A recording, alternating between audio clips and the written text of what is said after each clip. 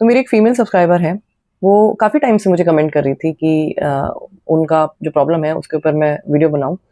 और बीच में वो थोड़ी-सी नाराज़ हो गई थी कि आप ना बाकी सब लोगों के लिए वीडियो बनाती हो, सिर्फ़ मेरा ही क्वेश्चन जो है उसके ऊपर वीडियो नहीं बनाती हो।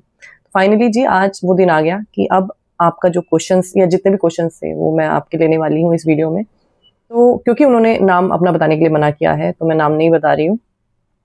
उन्होंने कुछ ऐसा लिखा कि अच्छे पेरेंट्स हैं, अच्छा घर है, पर शादी नहीं हो रही, तो खुशी फ़ील नहीं होती है। फिर उन्होंने कुछ ऐसा कमेंट किया कि 4 साल हो गए, शादी नहीं हो रही है। फिर शायद ये भी था कि क्या शादी करनी ज़रूरी, सॉरी आपको पीछे से पटाखों की आवाज़ आ रही होगी। तो फिर उन्होंने ये क्वेश्चन भी किया कि क्या शादी करनी ज़रूरी है? उसके बाद उन्होंने एक और कमेंट भी किया था और वो ये था कि जीवन क्या है? तो मैं समझ सकती हूँ आपका जो लास्ट वाला भी जो क्वेश्चन है ना, ये भी उसी फ्रस्ट्रेशन से रिलेटेड है कि शादी नहीं हो रही ना, तो इसलिए आपको ऐसा लग रहा है कि जीवन क्या है? तो सबसे पहले जो क्वेश्चन है वो ये कि क्या शादी करनी ज़रूरी है? तो इसके लिए कोई एक सेट आंसर नहीं है। ये ऐसा है कि एक कोई फ़ॉर्मूला नहीं है जो हर एक के ऊपर फिट हो जाता हो। कुछ लोग ऐसे हैं कि जिनको अंदर से कुछ इच्छा ही नहीं है शादी करने की, वो ज़िंदगी भर शादी करते ही नहीं है। कुछ लोग ऐसे हैं कि जिन्हें ऐसा लगता है कि नहीं भई मुझे तो शादी करनी है, मुझे तो कंपेनियन चाहिए। तो हर एक की कैसा इमोशनल उसका लेवल है, कैसी उसकी ज़िंदगी को लेके समझ है, कैसी उसकी ज़िंदगी को लेके प्रायोरिटीज़ हैं, उन सब चीज़ों के ऊपर डिपेंड करता है। अब अगर मेरी कुछ रिक्वायरमेंट है या मुझे ऐसा लगता है कि यार ये चीज़ तो मुझे चाहिए ही चाहिए, और फिर अगर वो चीज़ मुझे नहीं मिलती, तो मैं चेज़ करती रहूँगी ज़िंदगी भर उसको, और फिर एंड में ऐसा लगेगा कि यार चेज़ करने में ही ज़िंदगी बिता दी। तो सबसे पहले तो ये देखो कि आपकी क्या प्रायोरिटीज़ हैं शादी को लेके, आप किन चीज़ों की वज़ह से शादी कर रही हो। और जब हम शादी करते हैं ना, तो बहुत ऐसा नहीं है कि बहुत ईज़ी है ये सारा आगे का सफ़र।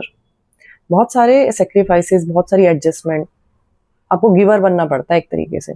जो 2 लोग होते हैं ना, तो उसमें हम फिर अगर हमें अच्छी शादी चलानी होती है, तो हमारा जो गिवर वाला पार्ट है, देने वाला जो पार्ट है दूसरों को, वो थोड़ा ऊपर लाना पड़ता है। तो एक्सपेक्टेशन जो है दूसरों से वो थोड़ी कम करके चलनी पड़ती है हमें। तब जाके एक स्मूथ और पीसफुल जो है वो शादी जो है वो बन पाती है। अपने अंदर की भी चीज़ों को चेक करो कि आप में पेशेंस कितना है, आप क्या जल्दी इरिटेट हो जाते हो चीज़ों को लेके, या फिर आपके अंदर जो एक रिस्पॉन्सिबिलिटी वाला एक ट्रेट होता है ना, वो है या नहीं है। तो ये तो आपको अपने अंदर, मुझे लगता है कि जब तक दिवाली नहीं चली जाएगी ना, शायद तब तक बहुत मुश्किल है वीडियो बनाना। तो आपको अपने अंदर ये ट्रेट एक बार थोड़ा झाँक के देखो कि ये ट्रेट आपके अंदर है या नहीं है। दूसरी चीज़ ऑब्वियसली कि जो अगर मैं प्रॉस की बात करूँ, तो स्टेबिलिटी के लिए लोग शादी करते हैं, कंपेनियनशिप के लिए लोग शादी करते हैं, एक सिक्योरिटी के लिए लोग शादी करते हैं, ठीक है? फिज़िकल नीड्स के लिए लोग शादी करते हैं, तो ये सारी चीज़ें तो हैं ही हैं ख़ैर, और हर एक चीज़ के प्रॉस एंड कॉन्स होते हैं। लेकिन अपने अंदर की दिल की कॉलिंग क्या है? और वो दिल की कॉलिंग ये होता है नॉर्मली शादी को लेके, तो ख़ासकर कि क्योंकि दुनिया कर रही है, सबको करनी ही होती है, इस वजह से उन लोगों को हम फ़ॉलो कर रहे हैं। और अगर उन लोगों को फ़ॉलो करने की वजह से आपको ऐसा लग रहा है कि सब मेरे दोस्तों की शादी हो रही है, पूरी दुनिया की शादी हो रही है, सिर्फ़ मैं ही हूँ जिसकी शादी नहीं हो रही है, तो फिर आप जो है बहुत डिसअपॉइंट होने वाले हो शादी करने के बाद। तो ना थोड़ा अपने आप को एनालाइज़ करके देखो कि जो ये सारे पॉइंट्स हैं ना, जैसे कि क्या मैं फाइनेंशियली इतनी स्टेबल हूँ कि मैं ज़िंदगी भर अपना जो जो भी कुछ खर्चा है या जो भी एक्सपेंसेस है, वो निकाल सकती हूँ? या फिर क्या मैं इमोशनली इतनी स्ट्रांग हूँ कि मैं अपने साथ अकेले ज़िंदगी भर रह सकती हूँ? या फिर सोशली भी जो अगर लोग क्या कहेंगे और ये सब कुछ जो चीज़ें हैं, इनसे भी मुझे कितना फ़र्क पड़ रहा है? तो ये सारी चीज़ें थोड़ी एनालाइज़ करो, एनालाइज़ करने के बाद आपका अलग आंसर आएगा और किसी और इंसान का अलग आंसर आएगा। बट एनालिसिस जो है वो आपको अपने लेवल पे करना है। फिर जो एनालिसिस करके जवाब आता है ना, उससे हम आगे बढ़ सकते हैं कि आगे क्या करना है। अब दूसरा जो आपका सवाल था कि 4 साल हो गए शादी नहीं हो रही है। तो ना इस रिगार्ड में मैं आपको एक बहुत इम्पोर्टेंट बात बताती हूँ, जो मैंने बहुत अपने आस-पास की जो शादियाँ हुई हैं ना, उनमें बहुत देखा है, और ये एक फैक्ट है। और वो ये कि जब भी हम अरेंज मैरिज करने जाते हैं और फिर हम रिश्ते देख रहे होते हैं, तो जो कई बार ना हमें पहला और दूसरा रिश्ता ही अच्छा मिल रहा होता है। लेकिन हमें क्या लगता है कि नहीं, पहले दूसरे में हम कैसे शादी कर लें, अभी तो हम और बहुत सारे रिश्ते देखेंगे, फिर हम बेस्ट चूज़ करके लेके आएँगे। और ये मतलब एक चीज़ समझो, ये कोई कपड़ा नहीं खरीद रहे हम, कोई सामान नहीं खरीद रहे हम। और जब हम कपड़ा भी खरीद रहे होते हैं ना, तो उसमें भी हमारी रिक्वायरमेंट ये नहीं होती कि हमें बेस्ट चाहिए इसलिए हम 10 दुकानों पे जा रहे हैं।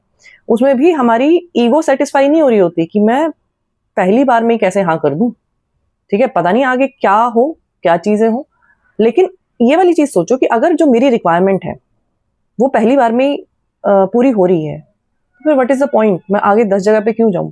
इसी तरीके से जब शादी की बात आती है ना, तो हम ये नहीं सोचते कि मुझे जो मेरा रेस्पेक्टिव पार्टनर है ना, उसमें क्या चीजें चाहिए, ये क्लैरिटी नहीं है हमें।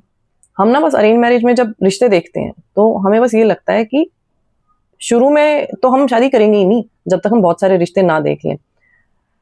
अगर आपको ये क्लैरिटी है कि आपको क्या चाहिए और वो क्लैरिटी आपकी पहली बार में ही पूरी हो रही है, तो हमें आगे क्यों जाना है। मैंने ऐसे बहुत सारे रिश्ते देखे हैं जिन्होंने उनमें पहले दूसरे रिश्ते को ना रिजेक्ट कर दिया था, और फिर क्या हुआ, जब बहुत टाइम हो गया उनको ढूंढते ढूंढते, तो जो वो लड़की थी या जो लड़का था पहली दूसरी बार वाला, वैसा उनको मिल ही नहीं रहा था आगे जाके, और फिर उनको ये लग रहा था कि यार वो सबसे सही था। और वापस कई बार लोग ट्राई भी करते हैं वहां जाने की, लेकिन तब तक वो जो है उसकी शादी कहीं और फिक्स हो गई होती है या हो ही गई होती है। तो पहले तो ये देखो कि आपको शादी क्यों करनी है, इस बारे में सोचो। दूसरा ये देखो कि अगर शादी करनी है तो जिससे शादी करनी है उसमें आपको क्या चीजें चाहिए, और अगर आपको लग रहा है कि 70-80% भी कहीं मिल रही है तो फिर उसमें आगे जाने का कोई मतलब नहीं है। तीसरी चीज की जिंदगी क्या है। तो जिंदगी में अगर आपको ऐसा लग रहा है ना कि यार किसी एक चीज को अगर आप जिंदगी बना लोगे कि भाई अगर ये चीज मुझे नहीं मिली ना तो मेरी जिंदगी बेकार है, तो फिर जिंदगी कभी सही हो ही नहीं सकती। मतलब कि वो चेजिंग वाला एटीट्यूड जो है ना, अरे ठीक है ना, शादी कोशिश आपको चाहिए कि शादी हो, ठीक है, कोई प्रॉब्लम नहीं है, आपकी ये रिक्वायरमेंट है, आपको लग रहा है कि मुझे कंपेनियन चाहिए, बहुत अच्छी बात है। ट्राई कर रहे हो, ठीक है, बहुत अच्छी बात है। नहीं हो रही तो ठीक है ना, नहीं हो रही। अपने आप को उस चीज में डाल के कि जब तक मुझे ये चीज नहीं मिलेगी तब तक तो मुझे मिजरेबल ही रहना है, तब तक तो मुझे दुखी रहना है। जिस दिन वो चीज मिल भी जाएगी तो थोड़े बहुत दिन ऐसा लगेगा, क्योंकि हम उस चीज से ना अपनी खुशियों को बहुत ज्यादा अटैच कर रहे थे, बहुत ज्यादा एक्सपेक्टेशन थी हमें उस चीज को लेके। तो जब शादी हो जाएगी ना, और अगर इतनी एक्सपेक्टेशन रखोगे कि भाई खुशियों का एक ही सोर्स है मेरे पास और वो है शादी, तो इतनी हाई एक्सपेक्टेशंस के साथ जब शादी करोगे तो डिसअपॉइंटमेंट हाथ जरूर लगेगी। जिंदगी का मतलब सिर्फ इतना है कि आपके साथ जो भी कुछ हो रहा है, अगर आप उसमें कंटेंटमेंट फील कर सकते हो, सेटिस्फेक्शन फील कर सकते हो, शांति फील कर सकते हो कि भाई ये प्रेजेंट है और इस प्रेजेंट को मुझे खराब नहीं करना किसी और फ्यूचर की वजह से, या फिर पास्ट में अगर जो कुछ गलतियां हो चुकी हैं उनकी वजह से। सिर्फ ये जो चल रहा है, ये आज एक दिन है, जैसे कि आज तारीख है 15 अक्टूबर 2025। ये 15 अक्टूबर 2025 मेरे इस जीवन काल में फिर से नहीं आएगी। और कोई तारीख आएंगी लेकिन 15 अक्टूबर नहीं आएगी। लेकिन मैंने क्या किया कि मैंने शादी नहीं हो रही, ये नहीं हो रहा, वो नहीं हो रहा, उन सब की चिंताओं की वजह से फ्यूचर में जो चीज होंगी या नहीं होंगी, फ्यूचर में रह के मैंने आज अपने प्रेजेंट को खराब किया और करते जा रहे हैं। 15 के बाद हम 16 को भी खराब करेंगे, फिर 17 को भी खराब करेंगे, और फिर जिस दिन मेरी शादी हो जाएगी, मतलब मेरी तो हो चुकी है, मैं आपकी बात कर रही हूँ, जिस दिन शादी हो जाएगी उस दिन के बाद की भी कोई गारंटी नहीं है कि उस दिन के बाद की भी जो तारीखें हैं वो कितनी खुशियों से या कितने दुखों से भरेंगी आगे जाके। तो इसलिए जो कुछ भी है ना आपके पास आज, उसको भगवान का प्रसाद समझ के ग्रहण करो और उसमें खुश रहना सीखो। ऐसी एक चीज फाइंड आउट करना बहुत जरूरी है जिंदगी में, जिस चीज के लिए आपको पैशन हो, जिसको करके ना आपको बहुत मजा आए, बहुत खुशी मिले। और जब हम किसी चीज को चेज करने लग जाते हैं ना, तो हम अपना पैशन भी भूल जाते हैं। हमें ये समझ आना भी बंद हो जाता है कि मुझे असली खुशी किस चीज में मिलेगी, क्योंकि सारा का सारा फोकस हमने किसी एक और चीज के पीछे डाल रखा है। ठीक है, मेन जो इंपॉर्टेंट चीज है ना लाइफ में, जिससे हमें सचमुच में अच्छा फील होता है, वो होता है अपने पैशन को फॉलो करना। मैं एक बार पेरिस में गई थी, और वहां पे रोड साइड पे ना कुछ पेंटर्स थे, और मैं भी बाहर कैफे में बैठी हुई थी और मैं उनको देख रही थी, बहुत साल पहले की बात है। और मैं उनके चेहरे पे जो मैंने एक कंटेंटमेंट और एक सेटिस्फेक्शन देखी ना, अब मतलब मुझे नहीं पता वो कितना अर्न करते होंगे, लेकिन ऑब्वियसली एक एमएनसी में जो काम करता होगा उसके हिसाब से तो शायद कम कमाते होंगे, क्योंकि रोड पे बैठे कितने पैशनेटली वो पेंटिंग कर रहे थे। उनकी आंखों में ना एक चमक थी, उनको देख के लग रहा था कि यार इनके लिए ना यही जिंदगी है, बस जो भी कुछ खुशियां हैं ना वो उसी से डिराइव कर रहे हैं। उनको कोई भी मतलब नहीं था कि उनके आसपास क्या हो रहा है, कौन जा रहा है, कौन आ रहा है, कोई डाइवर्जन नहीं, क्योंकि अपने प्रेजेंट में खुद को उन्होंने पूरा का पूरा डुबा रखा है। और अगर हम ऐसा कर पाते हैं तो बस फिर जीवन यही है। और कुछ भी नहीं है। आज की वीडियो में इतना ही। मैं आपसे फिर मिलूंगी एक नए वीडियो के साथ। तब तक अपना ख्याल रखिए। Lots of love to you. Take care. Bye bye.